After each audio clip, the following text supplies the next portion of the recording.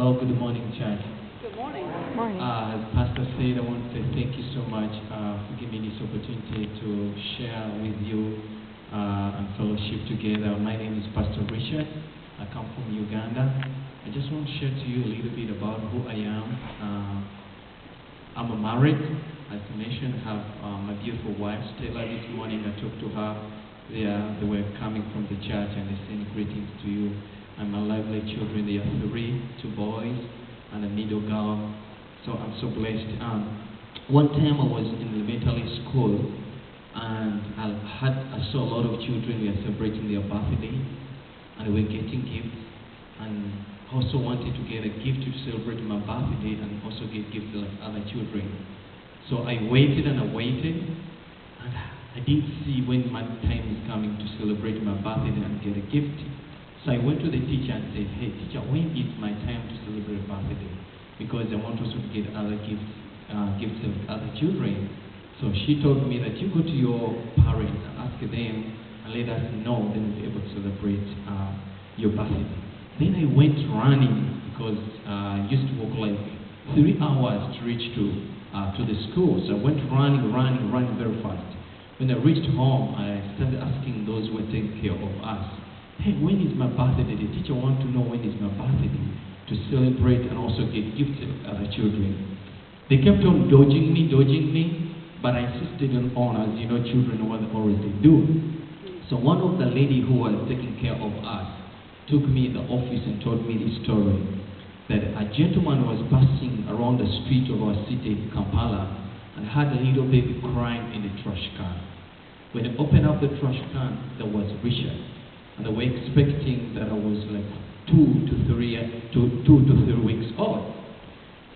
When she told me that story, she told me they didn't know the day I was born, but they estimated that I was 2 to 3 weeks old in the trash can. By that time, there was only one children's home, orphanage home in Uganda, and was founded by Reverend Dr. Sempala. And we had a very terrible president by that time, was called Idi Amin Dada, if some of you were knowing about him.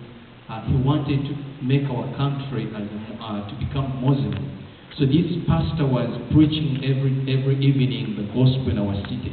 So people knew him, they called him and came and picked me and took me to his children's home. So when she told me, I didn't know how important that story is to my life.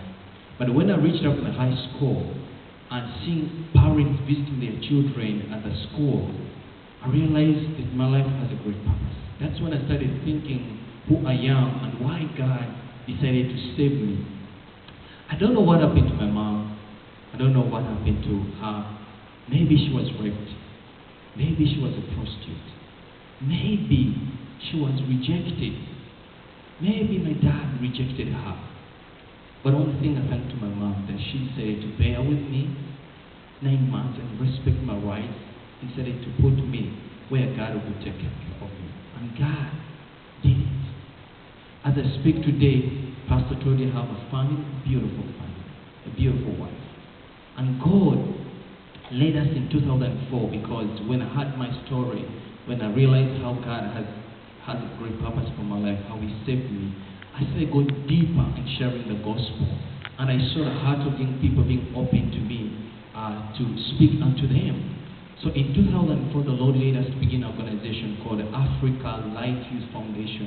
And I'm the founder. And the purpose was to keep on sharing the gospel to young people. We went to schools, we went to universities, we went to colleges and doing that and sharing the gospel. Realized that a lot of young people, they're deep down in villages. So what we decided is to go down in villages to do a lot of outreaches to equip, because our hearts were mostly to see that young people are transformed and come to Jesus Christ. So far, we have planted 5 churches, and I'm working as an overseer of those churches deep in villages. These churches are helping us to be a center, as everyone knows that young people, when they start growing up, they really start running away from home, and they're looking a place where they feel this is a second home. So this church, they're helping us to see that we meet up these young people, equip them, and realize and help them to realize their talents, and help them to develop their self-talent and send them back to the community. So I want to say thank you so much. That's what God is using in my life, and I'm here to share my testimony.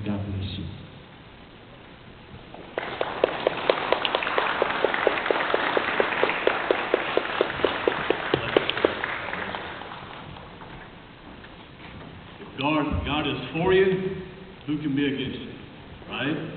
What an amazing testimony that he was not aborted, but his mom allowed him to live. God had a plan for Richard, and so today he has a ministry reaching out to children in Uganda. Thankfully that my message today centers around a little bit what he's speaking of. That is that when God has a plan for our life, that he doesn't leave us alone. He orchestrates circumstances that provide an opportunity for us to be who God called us to be. Pastor Richard, God bless you, sir. And thankful that your mom put you in a trash can near an orphanage where they would find you and that you would be doing what God had designed you to do when you were born on the earth. And our prayers are for you, the 5 churches that you are a part of planting, and also for the orphanage and the ministry that God has ordained for you, obviously ordained. Thank you for sharing your heart with us. All right, so 2 Kings chapter 6.